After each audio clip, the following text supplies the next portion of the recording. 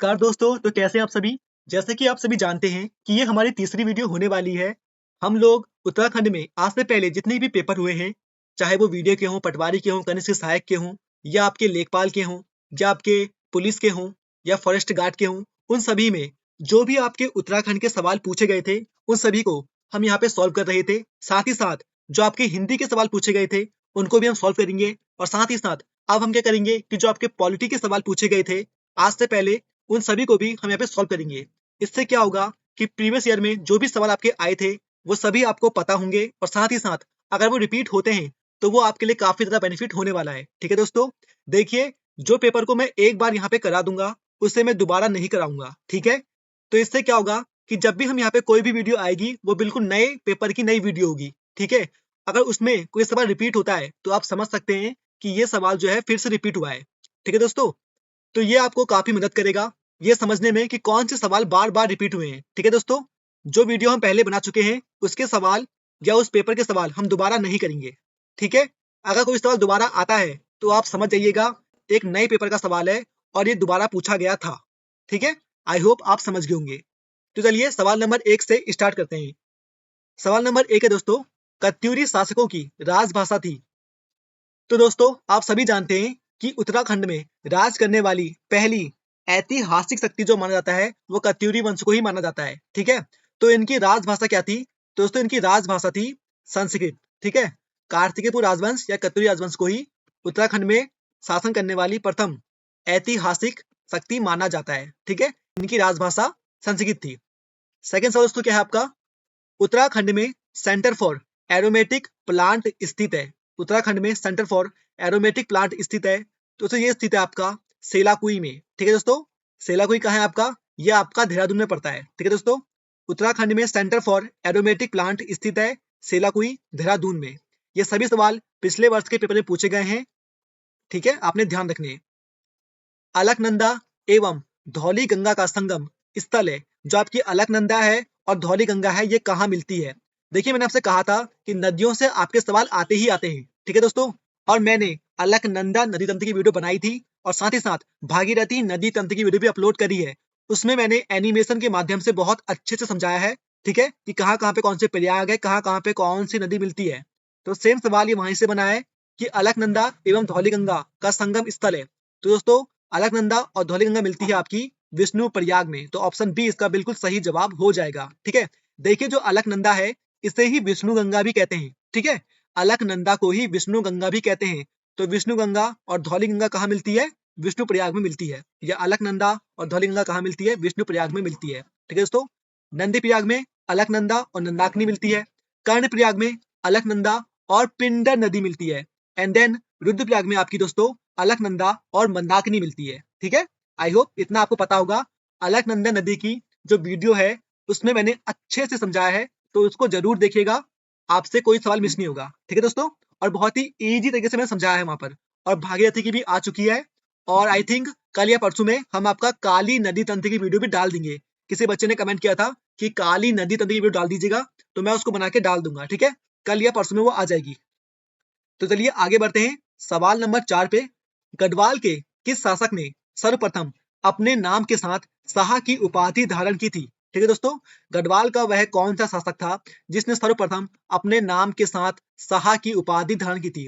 तो दोस्तों ये था आपका बलभद्र शाह। कौन दोस्तों, बलभद्र शाह। ठीक है, कुछ लोग कहते हैं कि इसको जो शाह की उपाधि है वो लोधी वंश के किसी शासक ने थी। ठीक है, शायद बहलोल लोधी ने।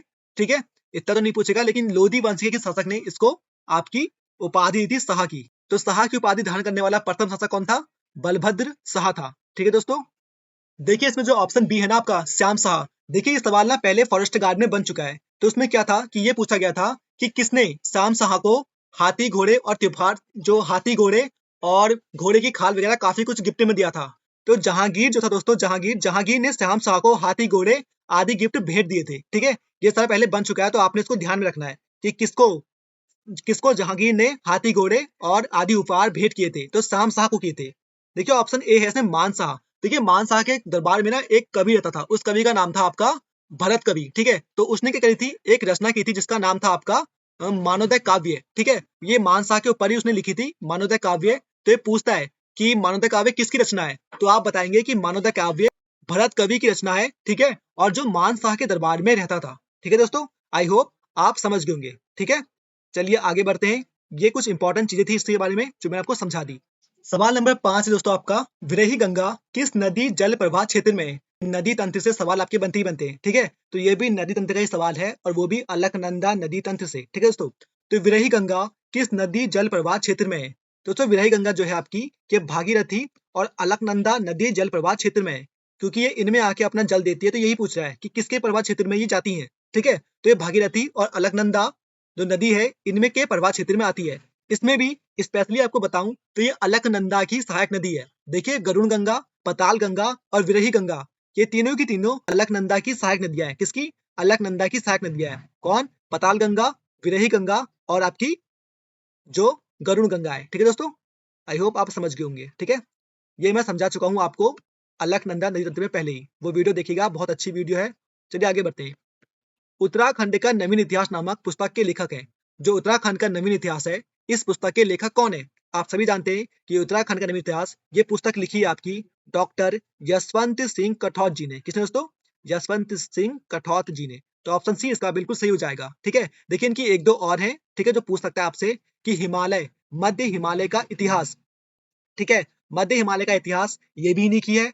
मध्य हिमालय का पुरातत्व ये भी इन्हीं की है। ठीक है दोस्तों, कौन कौन सी? उत्तराखंड का नवीन इतिहास ये भी यशवंत सिंह कठौत जी की है। मध्य हिमालय का पुरातत्व ये भी इन्हीं की है। और मध्य हिमालय का इतिहास ये भी यशवंत सिंह कठौत जी की है। ठीक है दोस्तों, ये 3 पुस्तकें हैं इनकी, ध्यान रखिएगा। तो सवाल नंबर 7 दोस्तों, पूर्णागिरि मेला कब लगता है? ठीक है, देखिए ज्यादातर जो मेले हैं ना वो चैत्र महीने में या बसंत पंचमी के दिन ही लगते हैं। कभी खेलना हो तो इन्हीं में खेलना। ठीक है, पूर्णागिरि मेला कब लगता है? तो ये लगता है दोस्तों चैत्र नवरात्र के टाइम पे। ठीक है, चैत्र नवरात्र में लगता है आपका पूर्णागिरि मेला। कहाँ लगता है ये आप मुझे कमेंट में बताएंगे। ठीक है, कि बहुत ही इजी सवाल है। ठीक है, चलिए आगे बढ़ते हैं। सन 1857 की क्रांति के समय कुमाऊं का कमिश्नर कौन था? ठीक है दोस्तों, देखिए ये सवाल ना जो परसों हमने पार्ट 1 किया था उसमें भी ये सवाल था। ठीक है, तो आप ये मत कहना कि सर आपने दोबारा इसको लिया है। नहीं, मैं दोबारा लेके नहीं आया हूँ। ये सवाल अगले पेपर में पूछा गया है। ठीक है, मैं हर दिन जो सवाल लेके आ रहा हूँ वो अलग अलग पेपर के हैं। तो किसी पेपर में अगर सवाल दोबारा रिपीट हुआ है तो मैं उसको भी आपके लिए लेके आ रहा हूँ, ताकि आप समझे कि कौन से सवाल बार बार रिपीट हुए हैं। ठीक है, तो ये सवाल फिर से रिपीट हुआ है, ये आप समझ लीजिए। ठीक है, तो सन 1857 ईस्वी की क्रांति के समय कुमाऊं कमिश्नर कौन था? वो था आपका दोस्तों हेनरी रैमजे। कौन था दोस्तों? हेनरी रैमजे था उस समय कुमाऊं कमिश्नर। ठीक है, देखिए यानी कि ये सवाल जो है फिर से रिपीट हुआ है ना, तो यानी कि इंपॉर्टेंट है एक टाइप से कि आपको उस पर ध्यान देना चाहिए। ठीक है, आई होप आप मेरी बात समझ रहे होंगे दोस्तों। इसमें ना बाकी ऑप्शन को हल्का सा देख लेते हैं, काफी इंपॉर्टेंट ऑप्शन है ये भी। ठीक है, ठीक है दोस्तों, बेटन काफी इंपॉर्टेंट है। क्यों? देखिए उत्तराखंड में ना जो ये थे ब्रिटिश के कमिश्नर, इनका भी राज रहा था। ठीक है, कुछ टाइम इन्हें भी यहाँ पे कुमाऊं कमिश्नर काफी लोग रहे थे यहाँ पर। तो उसमें जो बेटन जो रहा था कुमाऊं कमिश्नर दोस्तों, इसके काल को कहा जाता है कुमाऊं में ब्रिटिश शासन का स्वर्ण युग। ठीक है, किसके? बेटन के काल को कहा जाता है कुमाऊं में ब्रिटिश शासन का स्वर्ण युग। ठीक है, देखिए बेटन के टाइम पे ना 2-3 चीजें और हुई थी। पहली तो इसने 20 साला बंदोबस्त कराया था। ठीक है, वो पूछ सकता है कि 20 साला बंदोबस्त किस कुमाऊं कमिश्नर के टाइम पे हुआ था? तो आप बताएंगे कि 20 साला भूमि बंदोबस्त J.H. बेटन के टाइम पे हुआ था। क्या नाम था इसका पूरा? जॉन हेलिट बेटन। ठीक है दोस्तों, तो इसी के काल को कहा जाता है कुमाऊं में ब्रिटिश शासन का स्वर्ण युग, और इसी के समय हुआ था 20 साला भूमि बंदोबस्त। और एक चीज इसने इंपॉर्टेंट और की थी, इसी के समय कुमाऊं कमिश्नर का कार्यालय अल्मोड़ा से नैनीताल स्थानांतरित किया गया था। देखिए इसमें सवाल क्या बन सकता है कि किस कुमाऊं कमिश्नर के समय जो कुमाऊं कमिश्नरी का कार्यालय था वो अल्मोड़ा से नैनीताल लेके जाया गया? तो आप बताएंगे कि हेली बेटन के समय। ठीक है, इसके बारे में एक चीज और याद रखना कि इसी ने क्या किया था दोस्तों, इसी ने प्रशिक्षित पटवारियों की नियुक्ति की थी। किसने? बेटन ने। किस कुमाऊं कमिश्नर ने प्रशिक्षित पटवारियों की नियुक्ति की थी? तो आप बताएंगे कि जॉन हेलिट बेटन ने प्रशिक्षित पटवारियों की नियुक्ति की थी। ठीक है, ये भी काफी इंपॉर्टेंट सवाल है। ठीक है, ये आप ध्यान रखेंगे। ठीक है, देखिए option A BW trail most important है। ठीक है, ट्रेल के बारे में सवाल तो अगर बनेंगे तो बन सकते हैं, क्योंकि काफी इंपॉर्टेंट है। इसने बहुत सारे काम यहाँ पे कराए थे। ठीक है, सबसे मेन तो इसके बारे में याद रखना कि किसके शासनकाल को माँ बाप की सरकार कहा जाता था। ठीक है, किस कुमाऊं कमिश्नर के काल को माँ बाप की सरकार कहा जाता था? तो वो था आपका BW ट्रेल। ठीक है दोस्तों, साथ ही साथ स्टैटिकल स्केच ऑफ कुमाऊं ये किसकी रचना है? तो दोस्तों ये ट्रेल की रचना है। ठीक है, इस पुस्तक को याद रखना, स्टैटिकल स्केच ऑफ कुमाऊनी ये पुस्तक किसकी है? दोस्तों ट्रेल की पुस्तक है। ट्रेल के शासन को ही माँ बाप की सरकार भी कहा जाता था। ठीक है, ना वकील, ना अपील, ना दलील। तो ये किसके समय थी सरकार? ट्रेल के समय की सरकार थी। ठीक है दोस्तों, ट्रेल के समय ही अल्मोड़ा जेल की स्थापना हुई थी 1816 में। ठीक है, इसी के समय उत्तराखंड में डाक सेवा भी लागू की गई थी। ठीक है, अल्मोड़ा से श्रीनगर के बीच में। ठीक है, साथ ही साथ इसी ने कानून गो के पदों को भी सृजित किया था। ठीक है, और इसी ने 9 पटवारी पद सृजित किए थे। किसने? ट्रेल ने। कब? 1819 में। ठीक है, सवाल बन सकता है कि विलियम ट्रेल ने किस वर्ष 9 पटवारी पदों को सृजित किया? तो आप बताएंगे कि 1819 में ट्रेल ने 9 पटवारी पद सृजित किए थे। ठीक है, ऐसे ही इसके बारे में काफी चीजें हैं जो आपने ध्यान रखनी है। ठीक है, खच्चर सेना इसने बनाई थी 1822 में। ठीक है, साथ ही साथ इसने आबकारी विभाग की स्थापना भी की थी 1822 में ही। ठीक है, 1822 में क्या? खच्चर सेना, और 1822 में ही इसने आबकारी विभाग की स्थापना भी की थी। साथ ही साथ इसने जो है ट्रेल ने गौवध की छूट दे दी थी, यानी कि आप गाय को मार सकते हैं। ठीक है, तो पूछ सकता है कि किस कुमाऊं कमिश्नर ने गौवध की छूट दी थी? तो आप बताएंगे कि ट्रेल ने दी थी। ठीक है, आई थिंक आप समझ गए होंगे कि ट्रेल के बारे में आपको काफी कुछ पढ़ना है। ठीक है दोस्तों, बाकी आप खुद पढ़ेंगे। जितनी चीजें थी मैंने आपको समझा दी है हल्की हल्की, आपका हल्का सा रिविजन मैंने कर दिया है। बाकी आप एक बार और खुद से इसको पढ़ लीजिएगा। ठीक है दोस्तों, चलिए आगे बढ़ते हैं। ये सवाल का जवाब था आपका हेनरी रैमजे। ठीक है, सवाल नंबर 9 है दोस्तों, किस परमार शासक ने सर्वप्रथम अपने राज्य में अंग्रेजी शिक्षा प्रारंभ की? इसमें से वो कौन था जिसने अपने राज्य में अंग्रेजी शिक्षा प्रारंभ की? दोस्तों वो था आपका प्रताप शाह। ठीक है दोस्तों, प्रताप शाह ने ही अपने राज्य में प्रथम बार अंग्रेजी शिक्षा की शुरुआत की थी। ठीक है, और इसने मेरे ख्याल से एक छोटा स्कूल भी खोला था। ठीक है, प्राइमरी स्कूल भी इसने प्रताप शाह ने स्थापित किया था। ठीक है, जिसको बाद में कीर्ति शाह ने और उसके बाद नरेंद्र शाह ने हाई स्कूल वगैरह में कन्वर्ट कर दिया था। ठीक है, तो आप एक बार इसको भी देख लीजिएगा। ठीक है दोस्तों, तो दोस्तों आगे बढ़ते हैं। सवाल नंबर 10 है, देखिए सवाल नंबर 10 है आपका कि वन संरक्षण के लिए कल्याण सिंह रावत ने मैती आंदोलन कब प्रारंभ किया था? ठीक है दोस्तों, देखिए सवाल कल भी मैंने आपको कराया था और ये दोबारा आया है पेपर में। ठीक है, ये नेक्स्ट पेपर है जो हम कर रहे हैं और इसमें भी इस सवाल को पूछा गया है, तो अच्छा सवाल है, इसको याद रखना। ठीक है, पहली बात तो ये, कोई सवाल अगर दोबारा बार बार आ रहा है ना, तो वो उतनी बार पेपर में रिपीट हुआ है, ये आप समझ लीजिएगा। इस वीडियो में जो भी वीडियो मैं आपको करा रहा हूँ, इसमें कोई भी सवाल कॉपी पेस्ट नहीं हो रहा है। ठीक है, ये हर बार नया पेपर है जो हम सॉल्व कर रहे हैं। ठीक है, और हर बार नए पेपर में ये सवाल बार बार पूछे गए हैं, इसलिए मैं आपको बार बार इनको करवा रहा हूँ। जितनी बार सवाल आएगा उतनी बार हम इसको करेंगे। ठीक है दोस्तों, देखिए वन संरक्षण के लिए कल्याण सिंह रावत ने मैती आंदोलन कब प्रारंभ किया था? देखिए पहली बात तो ये कि मैती आंदोलन किसने प्रारंभ किया था? तो आप बताएंगे कि मैती आंदोलन कल्याण सिंह रावत ने प्रारंभ किया था। कब किया था? सभी को पता है अब, 1996 में इसको कल्याण सिंह रावत ने स्टार्ट किया था। होता क्या था कि जो शादी के टाइम पे अविवाहित स्त्रियां होती थी वो पेड़ लगाती थी। ठीक है, इसे कहते हैं आपका मैती आंदोलन। ठीक है, आई होप आप समझ गए होंगे। ठीक है, कि अविवाहित स्त्रियां अपने मायके में पेड़ लगाया करती थी, इसे कहते हैं आपका मैती आंदोलन। कल्याण सिंह रावत ने इसको शुरू किया था। ठीक है दोस्तों, चलिए आगे बढ़ते हैं।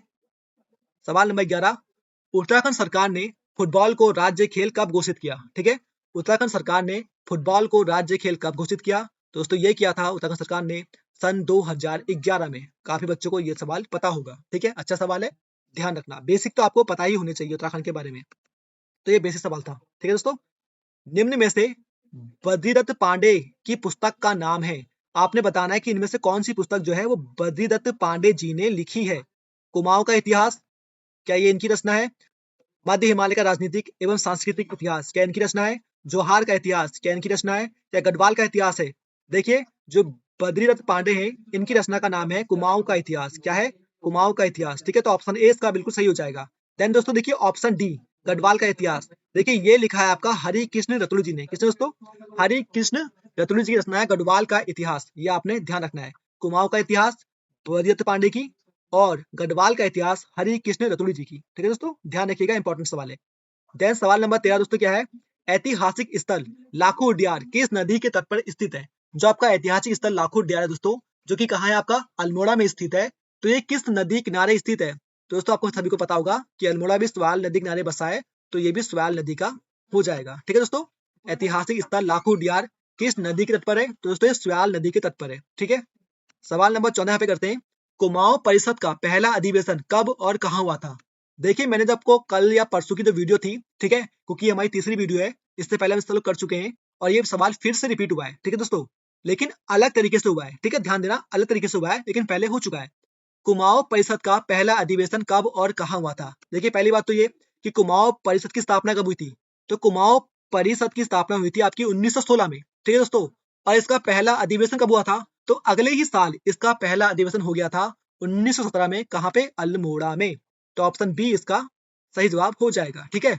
कुमाऊं परिषद की स्थापना 1916 में हुई थी और अगले ही साल 1917 में अल्मोड़ा में इसका पहला अधिवेशन हुआ था, ठीक है। आपको अब याद रहेगा, ठीक है, कि 16 में स्थापना और अगले ही साल इसका पहला अधिवेशन कहाँ? अल्मोड़ा में। आई होप आप समझ गए होंगे। चलिए आगे बढ़ते हैं। कोई बच्चा कहता कि मैं बहुत बोलता हूँ, मुझे सीधे पढ़ाना चाहिए, तो मैं आज पढ़ा रहा हूँ सिर्फ, ठीक है। सवाल नंबर 15 क्या है दोस्तों आपका? उत्तराखंड में हस्तशिल्प सामग्री मोष्टा को उत्पादित करने में निम्न में से कौन सा कच्चा माल प्रयोग में लाया जाता है? ठीक है, जो मोष्टा होता है, हस्तशिल्प सामग्री एक मोष्टा बनाई जाती है, तो उसको उत्पादित करने के लिए या उसको बनाने के लिए कौन सा कच्चे माल के रूप में प्रयोग किया जाता है? रिंगाल, चीड़ वृक्ष की छाल, बांस या पांगल वृक्ष की छाल? तो दोस्तों रिंगाल से बनाया जाता है आपका मोष्टा, ठीक है। तो ऑप्शन ए इसका बिल्कुल सही जवाब हो जाएगा। ये सवाल भी कई बार पेपर में बना है, ठीक है। देखना अभी जब हम सॉल्व करते रहेंगे ना आगे आगे, तो ये सवाल फिर से आएगा, ठीक है दोस्तों। तो मोष्टा बनता है आपका रिंगाल से, ठीक है दोस्तों। ऑप्शन ए इसका बिल्कुल सही हो जाएगा। दुगत ताल कहाँ स्थित है? अच्छा सवाल दोस्तों। दुगत ताल कहाँ स्थित है? तो दोस्तों इसका हो जाएगा दुगत ताल आपका पौड़ी में स्थित है। कहाँ है दोस्तों? दुगत ताल आपका पौड़ी में स्थित है। तो ऑप्शन बी इसका बिल्कुल सही जवाब हो जाएगा, ठीक है। देखिए उत्तरकाशी में 2-3 ताल हैं, इनको आप याद रखना। कौन कौन से दोस्तों? एक है आपका फांसकंडी ब्याह ताल, एक है आपका डूडी ताल, ठीक है दोस्तों। और हो जाएगा आपका केदार ताल भी वहीं पे है आपका, ठीक है। और नचिकेता ताल, ठीक है दोस्तों। इनको आप ध्यान रखेंगे कि ये आपके उत्तरकाशी जिले में स्थित है, ठीक है। दुगत ताल का है आपका? दुगत ताल आपका पौड़ी में स्थित है दोस्तों, ठीक है। चलिए आगे बढ़ते हैं। सवाल नंबर 17 दोस्तों आपका। प्रथम चंद राजवंश का शासक जिसने दिल्ली के सुल्तान फिरोज शाह तुगलक से मुलाकात की थी वह था। देखिए प्रथम चंद वंश का शासक जिसने दिल्ली के सुल्तान फिरोज शाह तुगलक से मुलाकात की थी, उसका नाम था दोस्तों ज्ञानचंद्र, ठीक है। देखिए ज्ञानचंद फिरोज शाह तुगलक से मिलने गया था, ठीक है। शिकार करते समय एक गरुड़ जो है फिरोज शाह तुगलक से नहीं मर रहा था, तो ज्ञानचंद ने क्या किया कि एक ही बारी में अपने तीर से उस गरुड़ को मार दिया था। जिसके बाद ज्ञानचंद ने को जो फिरोज शाह तुगलक ने उपाधि दी किसकी? गरुड़ की। तो उसके बाद ज्ञानचंद का नाम हो गया था गरुड़ ज्ञानचंद, ठीक है। ये कहानी आपको याद होगी, ठीक है। तो फिरोज शाह तुगलक ने ज्ञानचंद को गरुड़ की उपाधि दी थी, ठीक है दोस्तों। तब से इसका नाम गरुड़ ज्ञानचंद हो गया था। और उसके बाद जब ये वापस आया, ठीक है, अपने राज्य में, तो इसने अपना राज्य चिन्ह भी गाय से बदलकर गरुड़ कर दिया था, ठीक है। चलिए आगे बढ़ते हैं। गढ़वाल क्षेत्र का तलवार और ढाल के साथ किया गया युद्ध गीत, युद्ध नृत्य गीत कौन सा है? मैंने आपको इसको जो फर्स्ट वीडियो थी उसमें सवाल फिर से आया है। देखिए ये सवाल दोबारा रिपीट हुआ है, ठीक है। तो ये कौन सा है युद्ध गीत? दोस्तों ये है आपका सरो नृत्य। कौन सा? सरो नृत्य। यही है जो तलवार और ढाल के साथ किया जाता है गढ़वाल क्षेत्र में, ठीक है दोस्तों। आई होप आप समझ गए होंगे। अब आप मुझे कमेंट में बताएंगे कि सरो नृत्य को कुमाऊं में क्या कहते हैं, ठीक है। या आप मुझे कमेंट में बताएंगे। सवाल नंबर 19 का दोस्तों। 2011 की जनगणना अनुसार अनुसूचित जनजाति का उच्चतम प्रतिशत दर्ज किया गया है। तो दोस्तों 2011 की जनगणना के अनुसार आपने ये बताना है कि अनुसूचित जनजाति यानी कि एसटी जो है सबसे ज्यादा कहाँ है, ठीक है। ऑप्शन के हिसाब से बताएंगे आप कहाँ रहती है।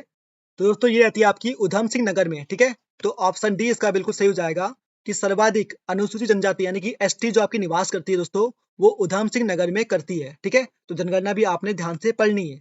सवाल नंबर 20 दोस्तों आपका क्या है? उत्तराखंड से कितने राज्यसभा सदस्य चुने जाते हैं? कि उत्तराखंड से कितने राज्यसभा सदस्य चुने जाते हैं? तो दोस्तों ये 2 चुने जाते हैं मात्र, ठीक है। तो ऑप्शन ए इसका बिल्कुल सही हो जाएगा, ठीक है। देन दोस्तों सवाल नंबर 21 दोस्तों। गढ़वाल एंशियंट एंड मॉडर्न पुस्तक। देखिए मैंने आपको कहा था 20 सवाल, तो 2 सवाल आपके लिए एक्स्ट्रा है आज, ठीक है। गढ़वाल एंशियंट एंड मॉडर्न पुस्तक किसने लिखी है? दोस्तों ये लिखी है आपकी पाती राम जी ने, ठीक है दोस्तों। पाती राम जी की है आपकी गढ़वाल एंशियंट एंड मॉडर्न पुस्तक। अच्छा सवाल है, इंपॉर्टेंट है, इसको याद रखना कि गढ़वाल एंशियंट एंड मॉडर्न पुस्तक किसने लिखी है? तो ये पाती राम जी ने लिखी है। देन दोस्तों आज का लास्ट सवाल, 2 सवाल आपके लिए मैं एक्स्ट्रा लेके आया था आज। उत्तराखंड पंचायती राज में महिलाओं के लिए आरक्षित स्थानों का प्रतिशत है, ठीक है। जो उत्तराखंड पंचायत राज में महिलाओं के लिए कितने प्रतिशत सीट जो है आरक्षित है? दोस्तों ये है आपकी 50%। देखिए जब हमने पहली वीडियो डाली थी तो उसने आपको बताया था कि इसको 50% किया किसने था, ठीक है, कब किया था, ठीक है। तो इसको 50% किया था आपका भुवन चंद्र खंडूरी जी ने। और कब किया था? 2018 में इसको उन्होंने 50% किया था। आपको याद होगा, जिन्होंने पहली वीडियो देखी होगी तो उनको पता होगा कि 2018 में किया गया था 33 से इसको 50%, पहले ये 33% था, फिर इसको 50% किया गया 2018 में। और किसके टाइम पे किया गया? भुवन चंद्र खंडूरी जी के टाइम पे इसको किया गया, ठीक है। और ये सवाल हम कर चुके हैं पहले, ठीक है, क्योंकि ये सवाल रिपीट हुआ है, ठीक है। तो आपने देखा होगा कि 3-4 सवाल यहाँ पे ऐसे थे जो फिर से रिपीट हुए, ठीक है। तो आपने उन पे ध्यान देना है। अब मैं यही आपको बता रहा हूँ कि सवाल रिपीट होते हैं, क्या पता हम इनको कर रहे हैं और आपके आने वाले एग्जाम्स में रिपीट हो जाएं, तो आपको हेल्प मिल जाएगी वहाँ पे, इसीलिए हम इन्हें कर भी रहे हैं। और इससे आप समझ सकते हैं कि कैसे-कैसे सवाल पेपर में बनते हैं, ठीक है दोस्तों। आई होप आपको ये वीडियो पसंद आई होगी, ठीक है। कोई भी दिक्कत होती है मुझे कमेंट में बताना, मैं हर एक कमेंट को पढ़ता भी हूँ, देखता भी हूँ, ठीक है, और समझता भी हूँ और रिप्लाई भी करता हूँ जिनके ज़रूरी होते हैं, ठीक है दोस्तों। तो आज के लिए इतना ही। और ये सवाल बहुत इंपॉर्टेंट थे, बार-बार रिपीट हुए थे सवाल, इसलिए मैं इनको फिर से लेके आया था, ठीक है। ऐसा नहीं है कि मैंने कॉपी पेस्ट कर दिए थे, ठीक है। अगले पेपर में अगर ये फिर से रिपीट हुए तो मैं फिर से इनको यहाँ पे लेके आऊंगा, ठीक है। मेरा काम है खाली जो पेपर बार-बार सवाल जो आए हैं और जो भी सवाल आए हैं उन सभी को मैं आपको यहाँ पे करा रहा हूँ, चाहे वो सवाल कितनी बार भी आ चुका हो पहले, अगर वो फिर से आया है तो हम उसे यहाँ पे फिर से करेंगे, ठीक है दोस्तों। तो आज के दोस्तों इतना ही, ठीक है। आज आपके लिए 22 सवाल थे, वैसे मैंने 20 कहे थे, पर 2 आपके लिए एक्स्ट्रा। तो आई होप आप सभी को वीडियो अच्छी लगी होगी। तो दोस्तों मिलते हैं अगली वीडियो में, ठीक है। और अभी ना पॉलिटी और हिंदी की भी लेके आ जाऊंगा, कोई टेंशन की बात नहीं है, आप चिंता मत कीजिए, बस अच्छे से पढ़ाई कीजिए।